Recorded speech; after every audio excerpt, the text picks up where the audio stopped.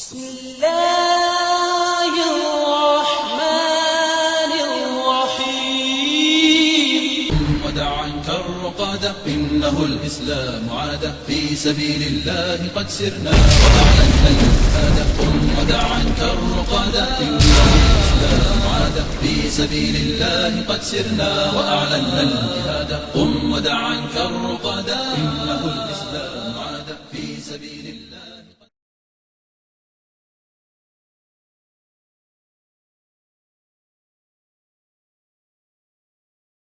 فأعوذ بالله من الشيطان الرجيم بسم الله الرحمن الرحيم يا أيها الذين آمنوا اتقوا الله حق تقاته ولا تموتن إلا وأنتم مسلمون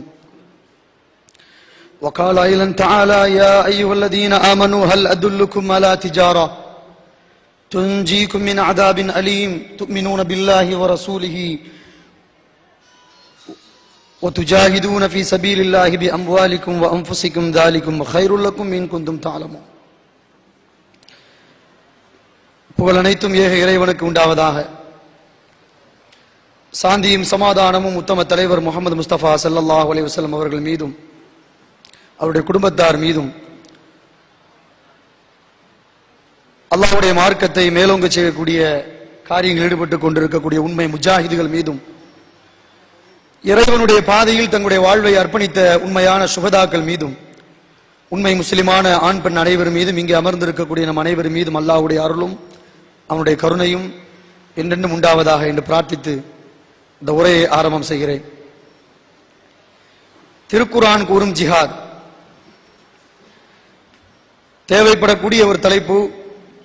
குறிப்பிட்ட நேரத்தில் முடிக்க வேண்டும் என்கிற ஒரு கட்டாயத்தில் இருக்கிறோம். இப்படிப்பட்ட ஒரு தலைப்பை தமிழக வரலாற்றிலே எந்த ஒரு இயக்கங்களோ எந்த ஒரு ஜமாத்துகளோ இப்படிப்பட்ட தலைப்பின் கீழ் பேச வேண்டும் என்று கொடுக்கப்படக்கூடிய நிகழ்வுகள் மிக மிக குறைவு. அதை பற்றி பேசக்கூடிய இடங்களும் குறைவு. ஆனால் எது உண்மையான ஜிஹாத், ஜிஹாத் என்றால் என்ன, சமூகத்தினுடைய பார்வையில் இன்றைக்கு எப்படி பார்க்கப்படுகிறது, அல்லாஹ்வுடைய தூதர் ஸல்லல்லாஹு அலைஹி வஸல்லம் உடைய காலத்தில் இந்த ஜிஹாத் என்பது எப்படி மேலோங்கி இருந்தது என்பதை குறுகிய நேரத்தில் நாம் பார்க்கவிருக்கிறோம். பாசத்திற்குரியவர்களே, இந்த தலைப்பை, இந்த ஜிஹாத் என்கிற இந்த தலைப்பின் கீழ் பேசக்கூடிய இந்த செய்தியை ஒட்டுமொத்தமாகவே மார்க்க அறிஞர்கள், உலமா பெருமக்கள், இயக்கத்தில் இருக்கக்கூடியவர்கள், ஜமாத்தில் இருக்கக்கூடியவர்கள் யாராக இருந்தாலும் சரி, இந்த செய்தியே மறைத்து விட்டார்கள். இப்படிப்பட்ட ஒரு தலைப்பே மறந்து விட்டார்கள். இதை பேசினாலே பயம். இந்த தலைப்பின் கீழ் பேசினால் உடனே அவர்களுக்கு பிரச்சனை. ஜிஹாதை பற்றி ஆய்வு செய்யக்கூடிய கூட்டங்களுடைய பார்வை தனியாக இருக்கிறது. எனவே அதை நாம் எடுக்கக்கூடாது என்பதை போன்று ஒரு மாயை இந்த உம்மத்தில் உருவாக்கப்பட்ட மிகப்பெரிய துர்பாக்கியசாலியான சமூகம் நம்முடைய சமூகம். அல்லாஹ் பாதுகாக்க வேண்டும். அச்சம் கலந்து பயம் கலந்து வாழ்ந்து கொண்டு அத்துணை இமாம்களும், கண்ணியத்திற்குரிய இமாம்களும் ஹதீஸ்களுடைய ஆய்வுகளை எடுத்து பார்க்கிற போது கிதாபும் ஃபில் ஜிஹாத் என்கிற ஒரு தலைப்பை போட்டு இமாம் புகாரி ரஹ்மத்துல்லாஹி இருக்கட்டும், இமாம் முஸ்லிம் ரஹ்மத்துல்லாஹி அலைஹி இருக்கட்டும், இமாம் அத்துணை இமாம்களும் இதை ஒரு முக்கியத்துவ தலைப்பை கொடுத்து இன்றைக்கு ஹதீஸ்களை குறிப்பிட்டிருக்கிறார்கள். ஆனால் இதை பற்றி பேசுவதை, இதை பற்றி எழுதுவதை, இதை உண்மையாக மக்களிடத்தில் கொண்டு சேர்க்கக்கூடிய விஷயத்தை திட்டமிட்டு மறைத்து, திட்டமிட்டு இதை பற்றி அதை இல்லாமலாக்கக்கூடிய சூழலில் இந்த தலைப்பு இன்றைக்கு தரப்பட்டிருக்கிறது. என்ன சொல்லப்படுகிறது? ஜிஹாத் என்றால் என்ன? அதனுடைய மூல அர்த்தம் என்ன? ஜஹத முயற்சி செய்தான், ஜுஹுத் முயற்சி செய்தல், முயற்சி செய்தான், முயற்சி செய்தல் என்கிற அர்த்தத்திலிருந்து வந்த வார்த்தை தான் ஜிஹாத். இந்த ஜிஹாதை என்ற இந்த வார்த்தையை முயற்சி, கடினம் என்ற அர்த்தத்தை தான் எடுக்க வேண்டுமா? இதல்லாது இன்னொரு அர்த்தம் எடுக்க முடியுமா? நிச்சயமா எடுக்க வேண்டும். வஜாஹிது ஃபில்லாஹி ஹக்க ஜிஹாதிஹி என்ற ஒரு வசனத்திற்கு ஒரு அறிஞர் ஒரு புத்தகத்தை வெளியிடுகிறார். அதில் அவர் விடாமல் அந்த அர்த்தத்தை போடுகிறார். அந்த வசனத்திற்கு அல்லாஹ்வுடைய விஷயத்தில் நீங்கள் முயற்சி செய்ய வேண்டிய முறைப்படி முயற்சி செய்யுங்கள். என்ன முயற்சி? அந்த வார்த்தைக்குண்டான உண்மையான அர்த்தத்தை கொடுக்காமல், அதே போன்று ஜிஹாதின் ஃபீ சபீல் என்று வரக்கூடிய இடத்திலும், அல்லாஹ்வுடைய பாதையில் ஜிஹாது செய்யுங்கள் என்று சொல்லக்கூடிய தலைப்பிலும், இறைவனுடைய பாதையில் முயற்சி செய்யுங்கள் என்று பல இடங்களில், சில தர்ஜுமாக்களில், சில புக்குகளில் கூட திட்டமிட்டு இந்த வார்த்தைக்கு நேரடி அர்த்தத்தை கொடுக்காமல் தெளிவாக மறைக்கப்பட்டிருக்கிறது. சொல்லித்தான் ஆக வேண்டும். ஆனால் இஸ்லாமிய வரலாற்றை எடுத்து பார்க்கிற போது, எப்படி ஜக்காத் என்ற வார்த்தைக்கு தூய்மை, வளர்ச்சி என்ற அர்த்தம் இருக்கிறதோ, இஸ்லாத்திற்கு முன்பு ஜக்காத் என்ற வார்த்தைக்கு எப்படி தூய்மை, வளர்ச்சி என்ற அர்த்தம் இருக்கிறதோ, இஸ்லாம் வந்ததற்கு பின்பு ஜக்காத் என்ற வார்த்தைக்கு தூய்மை, வளர்ச்சி என்ற அர்த்தம் இருந்தால் கூட அது தர்மம், ஜக்காத்து கட்டாயமாக என்ற சதவீதம் கொடுக்க வேண்டும் என்கிற அர்த்தத்தை அது கொடுக்கிறது.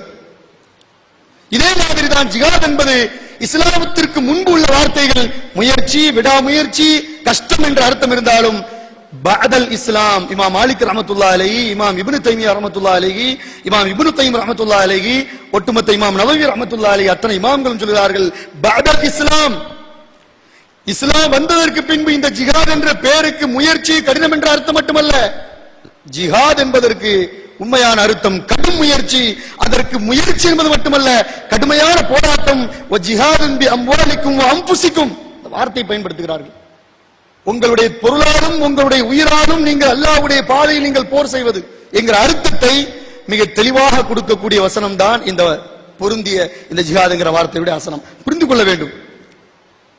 ஆனால் மறைக்கப்பட்ட செய்தி, மூலங்கள் முஸ்லிம்களுக்கு இதை பற்றிய செய்தி தெரியாமல், இதை பற்றிய முழுமையான ஞானம் இல்லாமல், இதை தெளிவாக மூடி இந்த காரியத்தை மறைக்க வேண்டும் என்ற எண்ணத்தோடு சொல்லக்கூடிய கூட்டத்திற்கு உட்பட்டு இன்றைக்கு இஸ்லாமிய சமூகம் இந்த பொருளை அப்படியே இன்றைக்கு தூக்கி வீசக்கூடிய சூழலை நாம் பார்க்கிறோம். அல்லாஹ்வுடைய திருத்தூதர் நபிகள் நாயகம் ஸல்லல்லாஹு அலைஹி வஸல்லம் அவர்கள் அப்படி பயன்படுத்தவில்லை, இமாம்கள் அப்படி பயன்படுத்தவில்லை என்பதை முதலில் நாம் விளங்கிக் கொள்ள வேண்டும். உண்மையிலே இந்த ஜிஹாத் என்ற வார்த்தைக்கு அர்த்தத்தை புரிந்து கொண்ட நாம், அந்த உண்மையான ஜிஹாத் என்ன என்பதை அல்லாஹ் ரப்பல் ஆலமீன் திருமறை குர்ஆனில் உலகத்திலே இரண்டு ஜிஹாதை அல்லாஹ் இந்த உலகத்தில் அறிமுகப்படுத்துகிறான். அல்லதீன ஆமனு யுகாத்திலூன ஃபீ சபீலில்லாஹ் வல்லதீன கஃபரு யுகாத்திலூன ஃபீ சபீலித் தாகூத். ரெண்டு நான் உலகத்துல ஒன்னு அல்லாஹ்வுடைய பாதையில் போரிடக்கூடிய ஒரு கூட்டம், இன்னொன்று தாகூத்துக்கு எதிராக கூட்டம் காஃபிர்கள்.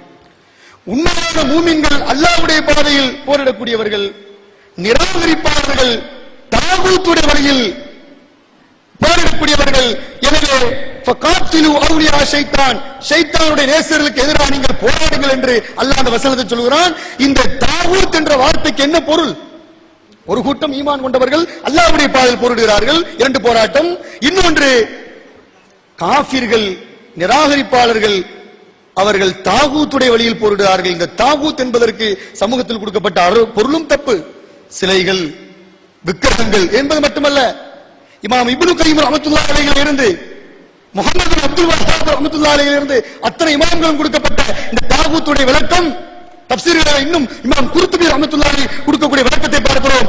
சிலை வழிபாடு மட்டுமல்ல, ஷிர்க் மட்டுமல்ல, தெய்வம் மட்டுமல்ல, இஸ்லாமிய ஷரியாவுக்கு எதிராக இந்த பூமியில் எதெல்லாம் நடக்கிறதோ அதெல்லாம் தாகூத்.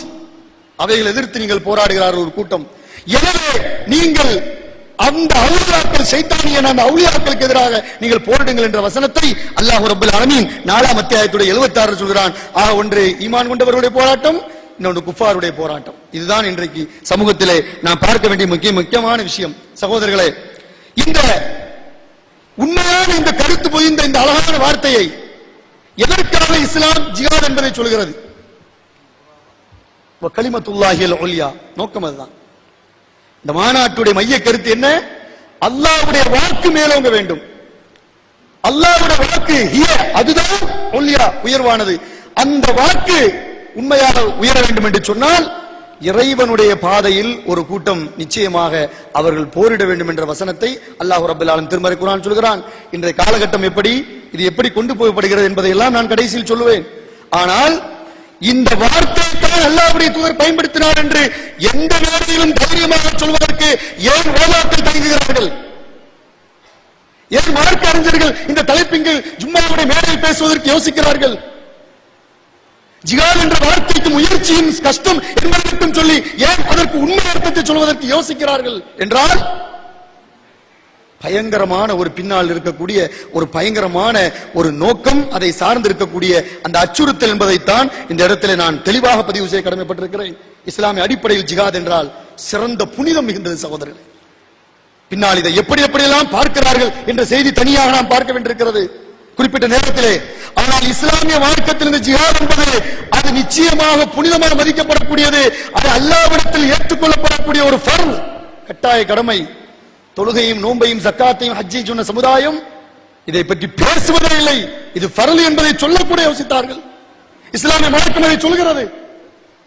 இந்த மார்க்கம் அதை தெளிவாக மிக தெளிவாக சொல்கிறது.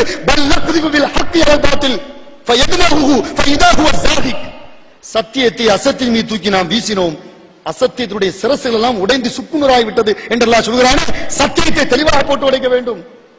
இது சத்தியம். இந்த மார்க்கம் புனிதமாக மதிக்கப்படக்கூடிய இந்த ஜிஹாத் என்கிற இந்த அல்லாஹ்வுடைய தூதர் காலத்தில் பயன்படுத்தப்பட்ட அந்த ஜிஹாதுடைய சிறப்பு என்ன?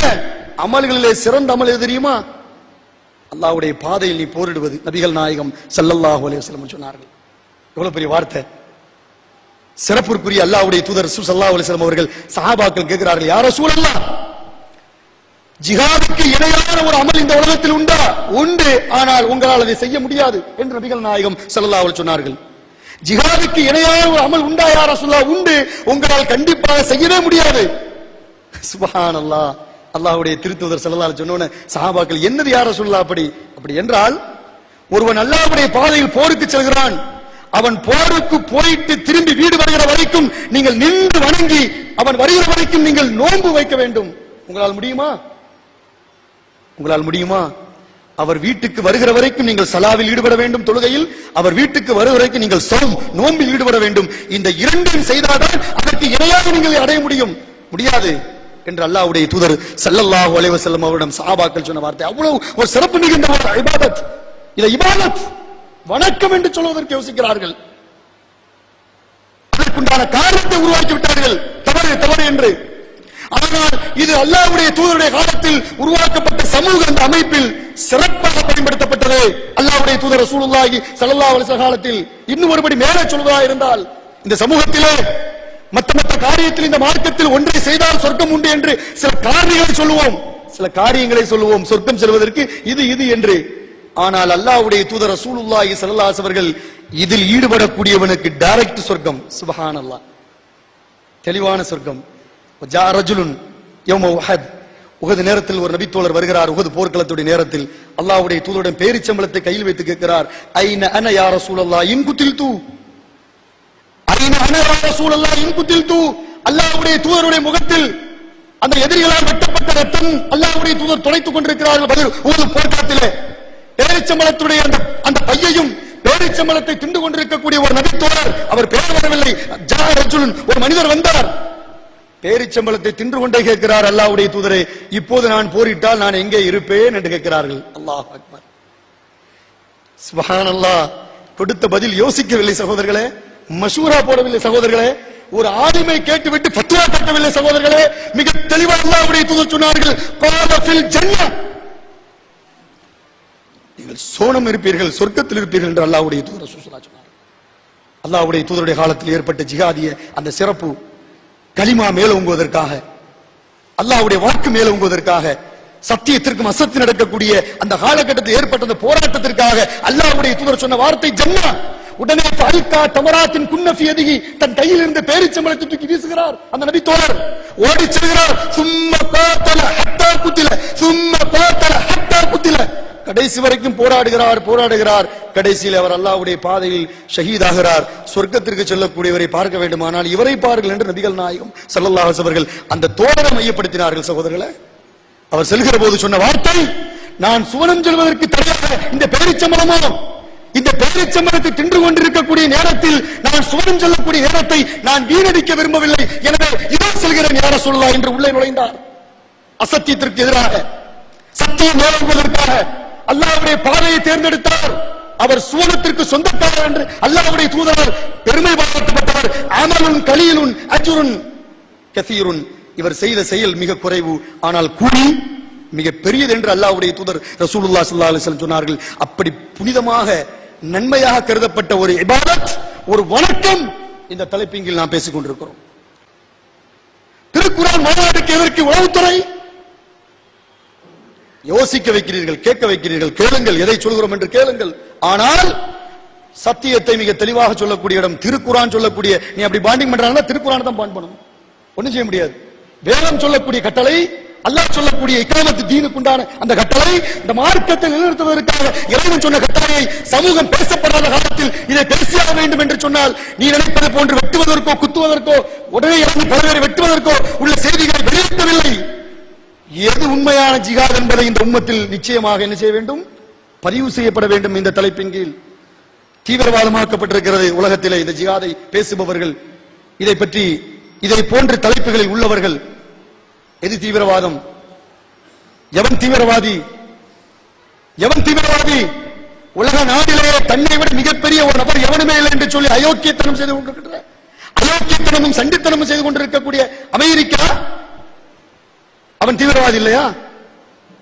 ஹிரோஷிமா, நாகசாகி, கியூபா, அல்லாஹ்வுடைய தூதர் ரசூலுல்லாஹி ஸல்லல்லாஹு அலைஹி வஸல்லம் மார்க்கத்தை நேசிக்கக்கூடிய எங்கள் உயிரினமான அல்லாஹ்வுடைய தூதருடைய உம்மமான பலஸ்தீன் மக்களை தினம் தினம் கொண்டு குளிக்கக்கூடிய அந்த இஸ்ரேல் ஒரு ஆளவாக கொண்டு குளிக்கக்கூடிய அந்த பலஸ்தீனில் நடக்கக்கூடிய அந்த அநியாயம், ஈராக்கிலே 5 லட்சம் முஸ்லிம்களை கொன்று குவித்த அந்த நடவடிக்கைக்கு பெயர் என்ன?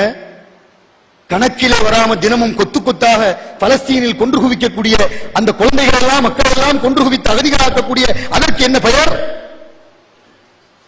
இன்று வரைக்கும் ஹிரோஷிமாவிலும் நாகசாகியிலும் போட்ட அணுக்கதிர்களால் அந்த மக்களுடைய பிறப்புகள், அவருடைய உறுப்புகள், அவருடைய தலைப்படிவு, அவருடைய கைகால் எல்லாம் சூம்பி போனவர்களாக குறை பிரசவத்தோடு வாழ்ந்து கொண்டிருக்கக்கூடிய அந்த மக்களுக்கு இன்னும் அநியாயத்தை செய்து விளைவித்த இதற்குடைய பெயர் என்ன? இன்று வரைக்கும் தென்னாப்பிரிக்காவை போர் போர் என்று அச்சுறுத்திக் கொண்டே இருக்கிறாரே இந்த அமெரிக்கா, இது தீவிரவாதம் இல்லையா? இது பயங்கரவாதம் இல்லையா? மக்களை கொன்று குளிக்கக்கூடிய உனக்கு தீவிரவாதத்தை பற்றி பேசுவதற்கு என்ன அருகதை இருக்கிறது?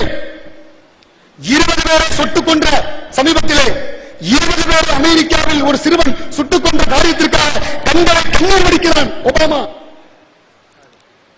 ஒபாமா கண்களில் கண்ணீர் வடிக்கிறார் 20 பேரை சுட்டுக் கொண்டதற்காக. பல லட்ச மக்களை தினமும் கொன்று குவிக்கக்கூடிய உன் அயோக்கியத்தனத்திற்கு பெயர் என்ன? ஒரு 20 பேருக்காக நீரை கண்ணீர் அடிக்கக்கூடிய உனக்கு எது ஜிஹாத், எது தீவிரவாதம் என்று பேசுவதற்கு உனக்கு அருகதை இல்லை. ஏனென்றால் ஒட்டுமொத்த தீவிரவாதத்துடைய ஒட்டுமொத்த ஒரு முழு உருவம் அமெரிக்கா, பிரிட்டானிய கூட்டம், இஸ்ரேல் என்பதை யாராவது ஏற்றுக்கொள்ள முடியுமா? மறுக்க முடியுமா? ஒட்டுமொத்தமாக இன்றைக்கு இதைத்தான் காட்டிக் கொள்ளப்படுகிறது. உலகளாவிய அடிப்படையில் ஜிஹாத் என்பது தீவிரவாதம், தீவிரவாதம் என்றே போதிக்கப்பட்டுக் கொண்டிருக்கிறது. உலக லெவலில் மட்டுமல்ல, இந்திய நாட்டிலே மறக்க முடியாத நிகழ்வுகள். இந்திய திருநாட்டிலே இஸ்லாமிய மக்களை கொன்று குவித்த மாலைக்கானுடைய நிகழ்வு, அஜ்மீருடைய நிகழ்வு, ஹைதராபாத் மக்கா மஸ்ஜிதுடைய வெடிவைப்பு நிகழ்த்து, இந்த உம்மத்து கடைசி வரைக்கும் மரணித்தாலும் மறக்க முடியாத ஒரு மிகப்பெரிய காரியம் குஜராத்துடைய சம்பவம் 2002. என் மக்கள் 2000க்கும் மேற்பட்ட மக்களை கொன்று குவித்தது தீவிரவாதம் இல்லையா? தாயுடைய கருவில் இருக்கக்கூடிய குழந்தையை குத்தி வெளியே எடுத்து அந்த குழந்தையை எடுத்ததுக்கு பின்பு கருவில் வைத்தானே கொடும்பாவிகள், தீவிரவாதம் இல்லையா? என் சகோதரிகளுடைய வாழ்க்கையை சீரழித்து பலாத்காரம் தற்பெடுப்பு செய்தது தீவிரவாதம் இல்லையா? உலகளாவிய அடிப்படையிலும் இந்திய அடிப்படையிலும் இந்த உம்மத்திற்கு எதிராக ஒவ்வொருவரும் தீவிரவாதம் செய்து கொண்டே இருக்கிறார்கள். ஆனால் இன்றைக்கு அதை சொல்லப்படுவதில்லை, அதை பேசப்படுவதில்லை. இன்னும் ஒருபடி மேலே சொல்ல வேண்டுமானால், இஸ்லாமிய மார்க்கத்தை, உண்மையான இஸ்லாத்தை, உண்மையான மார்க்கத்தை, உண்மையான குர்ஆனை, உண்மையான சுன்னாவை, இந்த இகாமத்து தீனை பின்பற்றி இந்த ஷரியாவை, இந்த மார்க்கத்தை மக்கள் மத்தியில் போதித்து அதில் நிலைநாட்டக்கூடிய காரியத்தை ஒரு முஸ்லிம் செய்வதற்கு நீ சொல்லக்கூடிய அடிப்படையில் தீவிரவாதி என்று சொன்னால் we are terrorists. எல்லாம் தீவிரவாதிகள், உண்மையான தீவிரவாதிகள் நாங்கள். மாற்று கருத்தில்லை சகோதரர்களை, உள்ளபடியாக சொல்லித்தான் ஆக வேண்டும். என் மார்க்கம் சாதாரணமான விஷயம். 54 நாடுகள், இஸ்லாமிய நாடுகள் செல்போன் தயாரிப்பதற்கான யூரோனியத்தை கொடுத்தது எங்களுடைய சமுதாயம். இஸ்லாமிய சமுதாயம் தான் செல்போனுக்கான யூரோனியத்தை கொடுக்கிறது. 460 ஆண்டுகள், 320 ஆண்டுகள் கூட கம்மியாகாத அளவுக்கு இன்று வரைக்கும் ஈராக்கில் பெட்ரோல் இருக்கிறது. 150 வருடங்கள் குவைத்தில் இன்று பெட்ரோல் இருக்கிறது. உலக நாடுகளுக்கு சப்ளை செய்ய முடியும். உலக நாடுகளுக்கெல்லாம் பொருளாதாரத்தையும் அனைத்தையும் கொடுத்து செல்வ செழிப்போடு வாழக்கூடிய நாம் ஒன்னும் குறைந்தவர்கள் அல்ல, சாதாரணமான அல்ல. அத்தனை பேர் முஸ்லிம்கள். என் அருமை சகோதரர் காலையிலே அரபு மொழியை பற்றி பேசுகிற போது சொன்னார், அரபு மொழியை பேசுவதுடைய இன்னொரு முக்கியமான நோக்கம் உலக சகோதரத்துவத்தை ஏற்படுத்துவது. இங்க இருக்கக்கூடிய மட்டுமல்ல சகோதரன், உலகளாவிய அடிப்படையில் இஸ்லாத்தை பேணி வாழக்கூடிய என் உம்மா, இந்த சமுதாயம் எங்கெல்லாம் வாழுகிறதோ அவர்களெல்லாம் இஹ்வானுனா, எங்கள் சகோதரர்கள். அவர்களை நீ தீவிரவாதி சொன்னாலும் சரி, அப்துல் காதரை தீவிரவாதி என்று சொன்னாலும் நிச்சயமாக கொள்கையை பின்பற்றி மார்க்கத்தை நேசிக்கக்கூடியவனுக்கு நீ அப்படிப்பட்ட வார்த்தையை சொன்னால் அதை ஏற்பதற்கு தயார். இது நம்ம பொதுக்கூட்டத்தில் கட்டக்கூடிய வார்த்தை இல்ல, குறிப்பெடுத்துக் கொண்டாலும் பரவாயில்லை, இது உண்மையான வார்த்தை என்பதை விளங்கிக் கொள்ள வேண்டும். எனவே ஜிஹாத் தீவிரவாதம் தீவிரவாதம் என்று சொல்லப்படுவதற்கு உனக்கு எந்த யோக்கியதையும் இல்லை, எவனுக்கும் யோக்கியதை இல்லை, அமெரிக்காவுக்கும் யோக்கியதை இல்லை, இந்திய நாட்டுக்கும் யோக்கியதை இல்லை.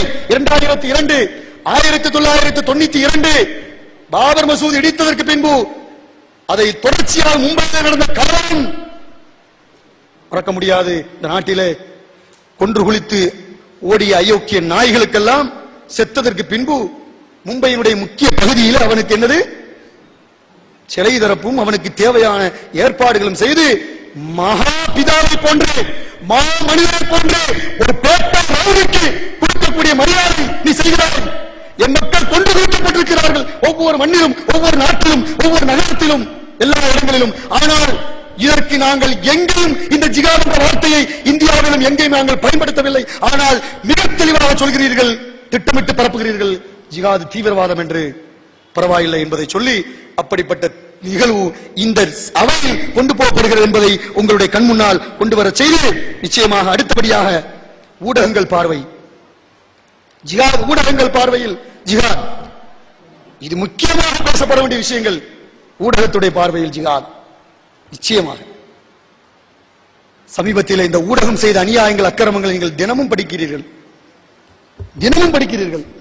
ஒரு டெல்லியில ஒரு உயர் ஜாதி பெண்மணி கற்பழிக்கப்பட்ட நிகழ்வை பக்கத்துக்கு பக்கமாக இருக்கக்கூடிய அத்தனை மீடியாக்களும் தொலைக்காட்சிகளும் பேரே தெரியாத ஒரு சின்ன குட்டி பத்திரிகை கூட உடனே எந்த இறங்கி லைவ் நிகழ்ச்சிகளும் போராட்டங்களையும் அந்த மாநகர தலைநகர் நடக்கக்கூடிய டெல்லியுடைய ஆர்ப்பாட்டத்தை இந்த மீடியாக்கள் பூதாகரமாக காட்டியிருக்கிறது. காரணம், கற்பழிக்கப்பட்ட அந்த மருத்துவ மாணவி உயர் ஜாதி குலத்தை சார்ந்தவன். நடக்கலையா? டெல்லியில இதுவரைக்கும் கற்பழிப்பே நடக்கவில்லையா? சுத்தி இருக்கக்கூடிய அந்த பகுதியில் நொய்டாயில இதுவரைக்கும் நடக்கவில்லையா? 10 ஆண்டுகளில் எத்தனை எத்தனை எத்தனை விதமான கற்பழிப்பு, எத்தனை விதமான பலாத்காரம் நடந்திருக்கிறது. இந்த மீடியாக்கள் எங்கேயாவது கொண்டு வந்தீர்களா? இல்லை. ஒரு தூத்துக்குடியிலே தாளன்குளத்திலே இருக்கக்கூடிய புனிதா கற்பழிக்கப்பட்டு கொலை செய்யப்படுகிறாள். விருதாச்சலம், அப்படியே பாண்டிச்சேரி, ஒட்டுமொத்த 2 வாரத்தில் தமிழ்நாட்டிலே சுமார் 28 கற்பழிப்புகள். நீ பெருசுபடுத்துகிறாய். 3 வாரத்தில் 28 கற்பழிப்புகள் தமிழ்நாட்டிலே. இந்த 28 கற்பழிப்பையும் இதெல்லாம் விட நீ அதிகமாக பெருசுபடுத்தி பேசியது இந்த ஊடகங்கள் எது? எதை பற்றி? டெல்லியை பற்றி, டெல்லியை பற்றி. காரணம், ஆதிக்க சக்தி. அழகாக சொன்னார் உள்துறை அமைச்சர், ஊடகம் என்பது தவறான தகவலை கொடுக்கிறீர்கள் என்று சொன்னார். ஊடகங்கள் தவறான தகவலை நீங்கள் கொடுக்கிறீர்கள் என்று உள்துறை அமைச்சர் சொல்கிறார். முன்னாள் உச்சநீதிமன்ற நீதிபதி சொல்கிறார். மார்க்கெண்டை கட்சி சொல்கிறார். நிச்சயமாக மீடியா என்பது, ஊடகம் என்பது ஆதிக்க சக்தியினுடைய மிகப்பெரிய வாளாக இருக்கிறது. தாழ்த்தப்பட்ட கஷ்டப்பட்ட மக்களுக்கு மீடியா வராது. அது ஆதிக்க சக்தி மட்டுமல்ல, மேல்ஜாதி மக்களுடைய காரணியாக, ஆயுதமாக இன்றைக்கு மீடியா செயல்பட்டுக் கொண்டிருக்கிறது என்பதை அழுத்தமாக பதிவு செய்கிறார் மார்க்கெண்டை கட்சி. நடக்கவில்லையா கற்பழிப்புகள்? அன்றாடம் இதை பெருசுபடுத்துகிறீர்களா? இல்லை. ஏன் அங்கே ஏன் செல்ல வேண்டும்? தினமும் அயோக்கிய ராணுவத்தின் மூலமாக காஷ்மீரில் நடக்குதா இல்லையா? எம் மக்களை, பலஸ்தீனை பேசக்கூடிய சமுதாயம், இந்தியாவிலே இருக்கக்கூடிய இந்த காஷ்மீரை பற்றி பேசக்கூடிய மக்கள் இருக்கிறார்களா? த ஹிடன் மெசேஜ், மறைக்கப்பட்ட செய்தி காஷ்மீரை பற்றி. இருக்கக்கூடிய ராணுவமே நிற்க வைத்து கற்பழிக்கிறான் நம் சமுதாய மக்களை. காஷ்மீரிலே அன்றாடம் கற்பழிக்கிறார் ராணுவர்கள். இந்த செய்தி எந்த பத்திரிகையில் போடுகிறதா? இல்லை. இன்றைய பத்திரிகையில, இன்றைய காலைக்குள்ள பத்திரிகையில கேரளா பக்கத்துல மூணாறுல ஒரு மலைவாழ் குடிமக பெண்மணி கற்பழி செய்யப்பட்டிருக்கா நேற்று. அதை சின்னதா ஒரு ஓரத்துல 4வது பக்கத்துல போட்டிருக்கான் இன்னைக்கு காலை பத்திரிகையில. ஒரு மலைவாழ் குடிமக்களை சார்ந்த ஒரு தாழ்த்தப்பட்ட ஜாதியுடைய பெண்மணி இனத்துக்கு கற்பழிப்பு செய்யப்பட்டிருக்கிறார். அந்த பலாத்காரத்தை குட்டி செய்தியாக 4 பக்கத்தில் சின்ன சைஸ்ல போட்டிருக்கான். அப்ப என்ன ஏற்படுகிறது? உங்களுடைய பார்வை என்ன? காஷ்மீரில் கற்பழிக்கப்படுவதற்கு தீர்வு இல்லை. ஏன் தமிழ்நாட்டில் வாச்சாந்தி தெரியுதா? வாச்சாந்தி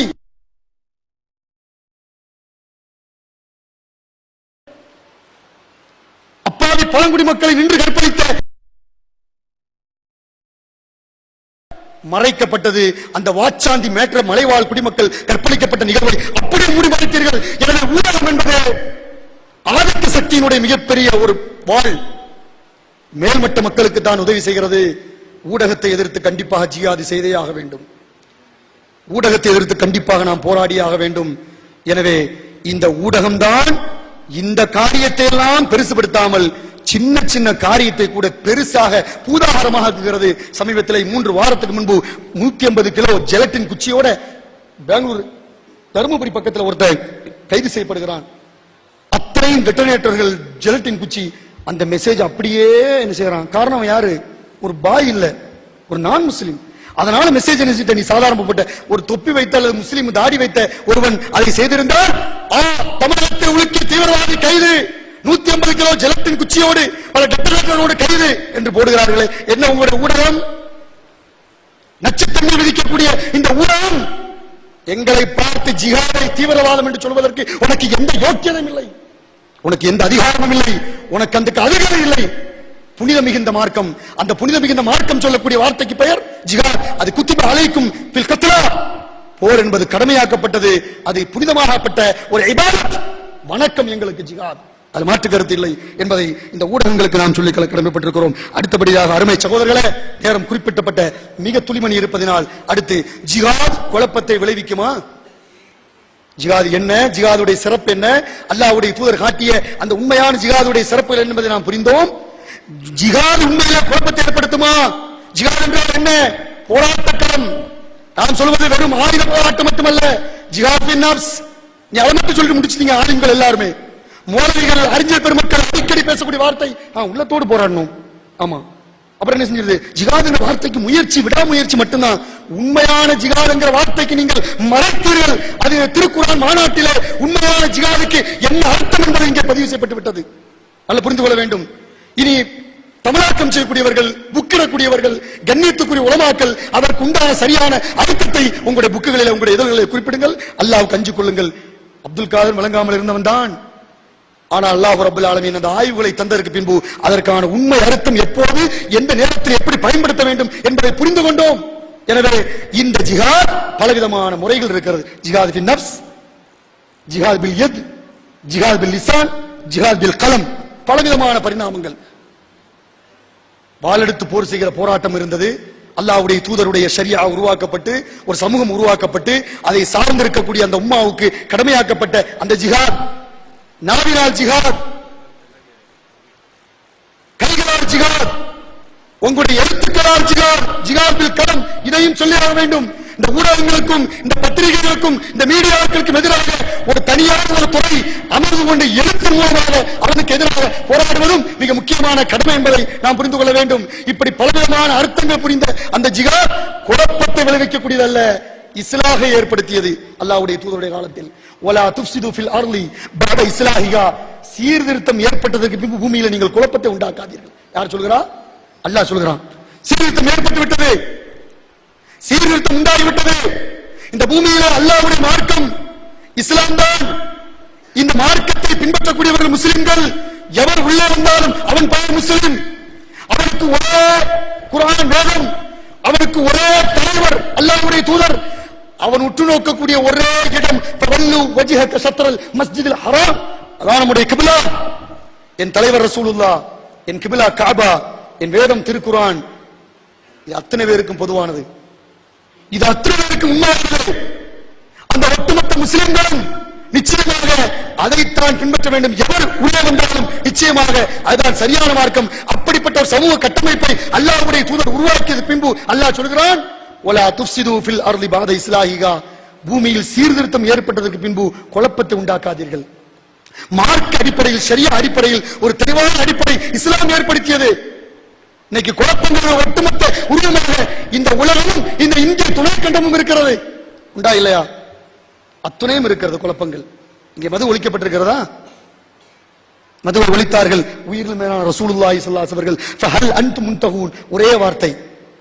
தினமட குடியேறலாக கேவலமான வாழ்க்கை வாழ்ந்த அந்த சமுதாய மக்களுக்கு மத்தியிலே இந்த காரியத்தை விட்டு நீங்கள் விலக மாட்டீர்களா என்று கேட்டவுடன் உடனே ஒட்டுமொத்த மதீனாவிலும் அந்த மது ஆடியது. அப்படி குடித்தால் அவருக்கு மார்க் எடுப்பதில் தண்டனை கொடுத்தார்கள். அல்லாஹ்வுடைய தூதர் அவர்கள் இஸ்லாமை ஏற்படுத்தினார்கள்.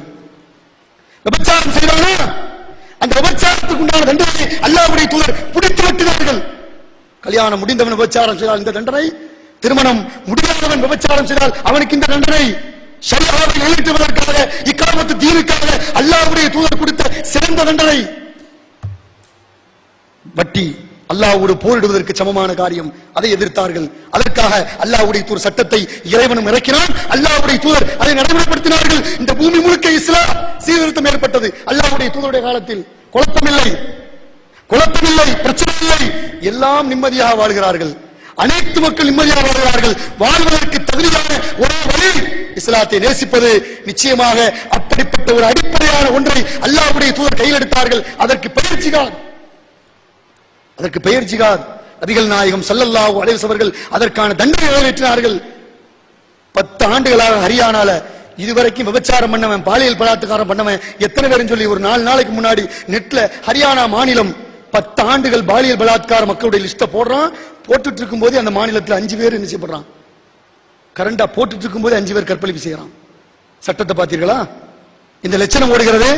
கற்பழிப்பை நீ குறைக்க முடிந்ததா? அந்த கற்பழிப்பு பலாத்காரத்தை தடுக்க முடிந்ததா? இன்றைக்கு உலகம் முழுக்க பேசக்கூடிய வார்த்தை பாலியல் பலாத்காரம். அதற்கான தீர்வை திருக்குரான் மாநில மாநாடு இந்த மதுரை சொல்லவில்லை, நீங்கள் உங்கள் வாயிலால் சொல்லியிருக்கிறீர்கள். அதைத்தான் இஸ்லாம் அன்றைக்கே சீர்திருத்தத்தை உருவாக்குவதற்கு தேவை, சமூகத்தில் குழப்பம் இல்லாமல் சமாதானத்திற்கு தேவை ஜிஹாத். அந்த ஜிஹாதை இன்றைக்கு நாங்கள் சொல்லவில்லை, நீங்கள் சொல்கிறீர்கள். என்ன சொல்கிறான் ஒருவன்? ஒரு தமிழகத்துடைய ஒரு தலைவர் என்ன சொல்கிறார்? தனிமையிலே கொடுமைப்படுத்தி சிறை அனுபவிக்க வேண்டும் இந்த பாலியல் பலாத்காரம் பண்ணவனுக்கு, அதான் தீர்வு. இன்னொரு லைவ் நிகழ்ச்சியில் டிவியில் ஒருத்தர் இன்னொன்னு சொல்றான், ஆண்மையை குறைக்க வேண்டும். இன்னொருத்தர் சொல்கிறார், முன்னாள் ரயில்வே துறையினுடைய அந்த அதிகாரி, முன்னாள் ரயில்வே துறை அமைச்சர் லல்லு அவர்கள் சொல்கிறார்கள், அரபு நாட்டு சட்டங்கள் இந்தியாவுக்கு தேவை சொல்கிறான். இன்னொரு தலைவர் சொல்லியிருக்கிறார், அந்த பேர் ஞாபகத்துக்கு இல்லை, இந்த உலகத்தில் இந்தியாவிலே ஜிஹாத் வர வேண்டும், அப்போதுதான் இந்த பாலியல், இந்த கலாச்சாரம், இந்த கற்பழிப்பெல்லாம் குறையும் என்று நீங்கள் சொல்கிறீர்கள். நாங்கள் சொல்லவில்லை, உங்கள் வாயிலா ஏற்றுக்கொள்ளப்பட்ட விஷயம். தடுப்பதற்கான ஆயுதம் இங்கே இருக்கிறது, சீர்திருத்தம் இங்கே இருக்கிறது. நிச்சயமாக பழிக்கு பழி வாங்குவதை கோபமான காரியம். இந்த சமுதாயம் கேவலமான சமுதாயம். நீங்க எல்லாம் முஸ்லிம்களா? ஒருவனை கொலை செய்வது என்பது தவறு, அயோக்கிய சட்டம், மோசமான சட்டம் என்று நம்மை கேவலமாக பேசிய இந்த ஒட்டுமொத்த இந்தியா, ஏன் உலக நாடு, இன்றைக்கு தீர்வை அவர்களை சொல்கிறார்கள். இல்லை, தப்பு செய்தவனுக்கு தூக்கில் ஏற்றப்பட வேண்டும், கொலை செய்ய வேண்டும். தீர்வு தந்துட்டீங்களா? அந்த தீர்வை தான் இஸ்லாம் சொல்கிறது. அது சாதாரணமா சொல்லவில்லை. ஒருத்தனுடைய சாவு ஒட்டுமொத்த உலகத்திற்கு வாழ்வு. எப்படி உலகம் சமுதாயமே, நீ பழிக்கு பழி வாங்குவதில் தான் உனக்கு வாழ்வு இருக்கிறது, சாவல்ல. ஒருத்தனை நீ பழிக்கு பழி, கொலைக்கு, ஒரு பலாத்காரத்துக்கு ஒருவனுடைய உயிரை நீ எடுத்தால், நீங்கள் சொல்கிற அடிப்படையில் இஸ்லாம் சொல்கிறது அதற்கு வாழ்வு இருக்கிறது. அந்த ஒருத்தனை தூக்கி நடு ரோட்ல தூக்கல போடு, ஒட்டுமொத்த இந்தியா அல்ல உலகமே இன்றைக்கு சுபிச்சமாக இஸ்லாக சீர்திருத்தமாக வாழும் என்பதை இஸ்லாம் சொல்லித் தருகிறது. அப்படிப்பட்ட சட்டத்தை அல்லாஹ்வுடைய தூதர் மதீனத்து மண்ணிலே அந்த இஸ்லாமிய சமூகத்திலே நடைமுறைப்படுத்தினார்கள், அந்த ஷரியாவை நிறைவேற்றினார்கள். இன்றைக்கு உங்கள் வாயிலே அல்லாஹ் பேச வைத்திருக்கிறான். எனவே அதற்கு தீர்வு உங்களிடம் இருக்கிறது. எனவே ஜிஹாத் குழப்பத்தை உண்டாக்குவதில்லை, சீர்திருத்தத்தை உண்டாக்குவது. நீ ஊரில இருந்து மதுரை வரைக்கும் நடைப்பயணமா மது ஒழிக்க வந்தாலும் சரி, ஊரி மட்டுமல்ல, மண்ணாங்கட்டி நீ உத்தரகாண்ட் வரைக்கும் போனாலும் சரி, மதுரையில இருந்து நீ ஊரில இருந்து உத்தரகாண்ட் வரைக்கும் நீ நடைப்பயணமா போய் இந்த மது ஒழிச்சிடலாம் நினைச்சாலும் முடியாது. சட்டம் தேவை. நீ வைத்திருக்கக்கூடிய சட்டம் எல்லாம் ஓட்டை. அப்படி சட்டத்திலிருந்து வெளியே வரக்கூடியவர்கள் பலவர் பயன்படுத்துகிறார்கள். அப்படி சட்டமே சரியா இருந்தாலும் நிச்சயமாக சொல்லப்பட வேண்டிய அழுத்தமா பதிவு செய்யப்பட்ட விஷயம் தண்டனை சரியாக இல்லை. தண்டனை இஸ்லாம் சொல்லித் தருகிறது. இதைத்தான் இஸ்லாமிய மார்க்கத்திற்கு நீங்கள் சொல்லக்கூடிய வார்த்தை. இவர்கள் ஜிஹாதை பேசுகிறார்கள், தீவிரவாதத்தை போதிக்கிறார். இல்லை, அல்லாஹ்வுடைய மார்க்கமான குர்ஆன் இதை போதிக்கிறது. உலக மக்களுக்கு திருக்குர்ஆன் மாநாடு சொல்லக்கூடிய கருத்து இதுதான் அல்லாஹ்வுடைய மார்க்கம். அல்லாஹ்வுடைய தூதர் ரசூலுல்லாஹி ஸல்லல்லாஹு அலைஹி வஸல்லம் கேட்கப்படுகிறார்கள், யா ரசூலுல்லாஹ், ஒருவன் பொருளுக்கு போராடுகிறான், ஒருவன் சுஜாங்கிற வீரத்துக்காக போராடுகிறான், ஒருவன் தன்னுடைய பெயர் முஜாஹித் என்று பெயர் வருவதற்காக போராடுகிறான். இந்த போராளிகளிலே சிறந்தவன் யார்? பொருளுக்காக போராடுபவனா, வீரத்திற்காக போராடுவான்? இல்லை, யஅலாஉ கலிமத்துல்லாஹ், அல்லாஹ்வுடைய வாக்கு மேலோங்குவதற்காக இவன் போராடுகிறானோ அவன் எந்த போராட்டத்தை எடுத்துக்கொண்டாலும் சரி, ஆயுதமோ பேனாவினாலோ நாவினாலோ கையினாலோ எழுத்தினாலோ எப்படிப்பட்ட போராட்டத்தை யார் யார் செய்வதற்கு என்னென்ன வழிவகைகள் இருக்கிறதோ அந்த வழியை அடிப்படையில் செய்யக்கூடிய அந்த போராட்டம் நிச்சயமாக அல்லாஹ்வுடைய திருத்தூதர் ரசூலுல்லாஹி ஸல்லல்லாஹு அலைஹி வஸல்லம் அவர் சொன்னார்கள், நிச்சயமாக சரியானது. நபிகள் நாயகம் ஸல்லல்லாஹு அலைஹி வஸல்லம் அதை உருவாக்கி காண்பித்தார்கள். இந்த போராட்டங்களை அல்லாஹ்வுடைய தூதர் காட்டி தந்ததனுடைய நோக்கம் வாழ்வு இருந்தது, நிம்மதியான வாழ்க்கை இருந்தது. காந்தி சொன்னார், இந்திய நாட்டிலே கலீஃபா உமருடைய ஆட்சி வர வேண்டும் என்று சொன்னார். அல்லாஹ்வுடைய தூதருடைய காலத்திலே சொன்னார்கள், சனாவில் இருந்து ஹதர்மௌத் வரைக்கும் எந்த பெண்மணி தனியாக நகை அணிந்து கொண்டு எந்த பயமும் இல்லாமல் சனாவில் இருந்து ஹதர்மௌத் வரைக்கும் போய்விட்டு திரும்புகிறாரோ அப்பொழுதுதான் உண்மையான இஸ்லாம் என்று சொன்னார் அல்லாஹ்வுடைய தூதர் ரசூலுல்லாஹி ஸல்லல்லாஹு அலைஹி வஸல்லம் அவர்கள். அதை நடைமுறைப்படுத்தப்பட்ட காலம் எந்த காலம்? உமருடைய காலத்தில். அதை நடைமுறைப்படுத்தப்பட்ட காலம் எந்த காலம்? கலீஃபா உமருடைய காலம். அது நடைமுறைப்படுத்தப்பட்டது இஸ்லாமிய சட்டமும் இஸ்லாமிய திருமறை குர்ஆன் ஆளக்கூடிய அந்த நாடுகளிலே. ஆனால் ஒரு சட்டம் ஒரு மண்ணும் இல்லை. கணக்கு சொல்றான் அன்னைக்குள்ள பத்திரிகையில தமிழகம் ஆந்திராவையும் கர்நாடகாவையும் கேரளாவையும் மிஞ்சிவிட்டது. 23,500 கோடி மதிப்பின் மூலம் வருமானம், தேவையான வருமானம் கேவலமாக குடியரசாக நடைமாற விட்டிருக்கிறது இந்த நாட்டிலே. 5 வயது குழந்தையை 12 வயது பையன் தன்னுடைய வயிற்றிலே படிக்கக்கூடிய போது வயிற்றிலே மது பாட்டிலை வைத்து நடமாடுகிறான். இந்த நாட்டிலே மது பாட்டிலை வைத்து நடமாடுகிறான். சட்டம் அவனுக்கு எதையும் செய்யவில்லை.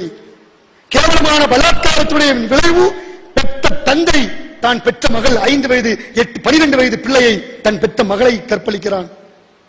தீர்வு அதற்கு காரணம் மது என்று சொல்கிறான். தான் பெற்ற ரத்தத்தை விபச்சாரம் செய்கிறான். சின்ன பையனிலிருந்து பெரிய வரைக்கும் தண்ணீரில் மூழ்கிறான். இந்த ஒட்டுமொத்த இந்தியாவும் இந்த நாடும் கேவலத்திலும் அசிங்கத்திலும் இருக்கிற போது அதற்கான தீர்வை அன்றைக்கு அல்லாஹ்வுடைய தூதர் ரசூலுல்லாஹி ஸல்லல்லாஹு அலைஹி வஸல்லம் இந்த மார்க்கம் தெளிவாக சொன்னது. அது இக்காமத்து ஷரியா, இக்காமத்து தீனுக்குண்டான அந்த வழி என்பதை இஸ்லாம் நமக்கு சொல்லித் தந்திருக்கிறது. எனவே நிச்சயமாக இஸ்லாம் ஏற்படுத்தியது, தீர்வை ஏற்படுத்தியது. நிச்சயமாக நீங்கள் சொல்லக்கூடிய இந்த ஜிஹாத் எங்கேயும் போய் ஜினா சொல்லவில்லை, செய்ய சொல்லவில்லை. அல்லாஹ் பாதுகாக்க வேண்டும். நீங்கள் சொல்லக்கூடிய, நீங்கள் தப்பா விளங்கி இருக்கக்கூடிய இந்த ஜிஹாத் எங்கேயும் வட்டி வாங்கு என்று சொல்லவில்லை. இந்த ஜிஹாத் எங்கேயும் தண்ணி அடி என்று சொல்லவில்லை. மிக தெளிவாக இந்த ஜிஹாத் இதை தடுத்தது. ஆரோக்கியமான சுபிச்சமான வாழ்க்கை, அமைதியான வாழ்க்கைக்கு தீர்வு இந்த ஜிஹாத் என்பதை அல்லாஹ்வுடைய தூதருடைய வாழ்வில் காட்டி தந்தார்கள். அதற்கான முன்மாதிரி சமூகமாக அந்த மதீனத்து சமூகம் அங்கே வாழ்ந்தது என்பதை நாம் நிச்சயமாக விளங்கிக் கொள்ள வேண்டும். அடுத்தபடியாக தீர்வு என்ன? நேரம் முடிகிறது. தீர்வு என்ன? ஒட்டுமொத்தமாக இந்த உலகத்தில் அல்லாஹ்வுடைய திருத்தூதர் ரசூலுல்லாஹி ஸல்லல்லாஹு அலைஹி வஸல்லம் அடிக்கடி சொல்வார்கள், உங்களுக்கு அந்த எண்ணமாவது இருக்க வேண்டும். எது இருக்க வேண்டும்? ஜிஹாத்ங்கிற எண்ணமாவது வர வேண்டும். பேசுவது மட்டுமல்ல. மல்லம் யஹ்ஸு வலம் யஹ்துஸ் பிஹி நஃப்ஸுஹு மாத அலா ஷுஅபத்தும் மினன் நிஃபாக். ரவாஹு அபூ ஹுரைரா ரலியல்லாஹு தஆலா அன்ஹு. முஸ்லிம் வரக்கூடிய ஹதீஸ். ஒருவன் போரிடவும் செய்யாமல், ஒருவன் போரிடுவதை பற்றி பேசாமலும் அதை பற்றி எண்ணாமலும் போராடாமலே ஒருவன் அவன் மௌத்தாகிவிட்டால் நயவஞ்சகத்துடைய ஒரு பகுதியாக நீ மௌத்தா போகிறாய் என்று அல்லாஹ்வுடைய தூதர் ரசூலுல்லாஹி ஸல்லல்லாஹு அலைஹி வஸல்லம் சொன்னார்கள். அல்லாஹ் பாதுகாக்க வேண்டும். பேசுவதை இன்றைக்கு பயப்படுகிறீர்கள் நீங்கள். இதை பற்றி பேசுவதை, இந்த தலைப்பிங்கில் உருவாக்கப்படுவதே இன்றைக்கு உலமாக்களும் பல தரப்புகளிலும் யோசிக்கக்கூடிய காலகட்டத்தில் சிந்தனை இல்லாமல் மூத்தாகிவிட்டால் ஒரு மரணம் முனாஃபிக்குடைய மரணம் என்று அல்லாஹ்வுடைய தூதர் ரசூலுல்லாஹி ஸல்லல்லாஹு அலைஹி சொன்னார்கள். எனவே அதற்கான தீர்வு நபிகள் நாயகம் ஸல்லல்லாஹு அலைஹி அவர்கள் இதை எந்த வழிகளில் ஏற்படுத்தினார்கள் அவர்கள் காலகட்டத்தில் இன்றைக்கு நம்மால் கையால் தடச் சொன்னார்கள், நாவினால் தடுக்க சொன்னார்கள், கல்பால் வெறுத்து ஒதுக்க சொன்னார்கள். ஆனால் கல்பால் வெறுத்து ஒதுக்குவதான் என்னுடைய வேலை என்பதை நாம் முன்னிறுத்திக் கொண்டு முன்னால் இருக்கக்கூடிய இரண்டையும் பின்னால் தள்ளிவிட்டு இதுதான் எனக்கு வசதி என்று சொல்லக்கூடிய அந்த நிகழ்வைக்கு நாம் தயாராகிவிட்டோம் என்று சொன்னால் அல்லாஹ்வுடைய தூதர் சொன்ன வாக்கு பொய்யாகிறது. அஸ்தக்ஃபிருல்லாஹ், இந்த உம்மத் நடிக்கிறது என்பதுதான் அதற்கு அர்த்தம். ஆனால் அதற்கான சூழல், அதற்கான நேரம் இன்றைக்கு இந்த நாட்டில் நமக்கு இல்லை என்று சொன்னாலும் நிச்சயமாக இந்த மார்க்கத்தில் அல்லாஹ்வுடைய தூதர் ரசூலுல்லாஹி ஸல்லல்லாஹு அலைஹி வஸல்லம் அடிக்கடி சொல்வார்கள், 5 விஷயத்தை உங்களுக்கு நான் ஏவுகிறேன். அமருக்கும் பில் ஹம்ஸ், உங்களுக்கு நான் 5 விஷயத்தை ஏவுகிறேன். ஒன்று பி ஜமாஅ, பி ஸமஅ, வ பி தாஅ, வ பில் ஹிஜ்ரா, வ பில் ஜிஹாத். அல்லாஹ்வுடைய தூதர் 5 ஏவினார்கள். ஒன்று, நீங்கள் ஜமாஅத்தோடு இருக்க வேண்டும். அல்லாஹ் திருமறை குர்ஆன் சொல்வதை போன்று நபியே நூஹுக்கு முன்னால் வாழ்ந்த சமுதாய மக்களுக்கும் நாம் சொன்ன கட்டளை உமக்கு வசியத் செய்கிறோம். அன்னகீமுத்தீன் வலா ததஃபரகு, தீனை இகாமத்து தீனை நிலைநாட்டுங்கள், பிரிந்து விடாதீர்கள் என்று அந்த நூஹுக்கும் நாம் செய்த உபதேசத்தை உமக்கும் செய்கிறோம் என்று அல்லாஹ் சொன்னாரே, அந்த ஜமாஅ நமக்கு தேவை. அடுத்தபடியாக பிஸ்ஸமஅ, கேட்க வேண்டும். குர்ஆனும் ஹதீஸும் சொன்னால் அப்படியே கேட்டு, அது மட்டுமல்ல, மூணாவதாக கட்டுப்பட வேண்டும்.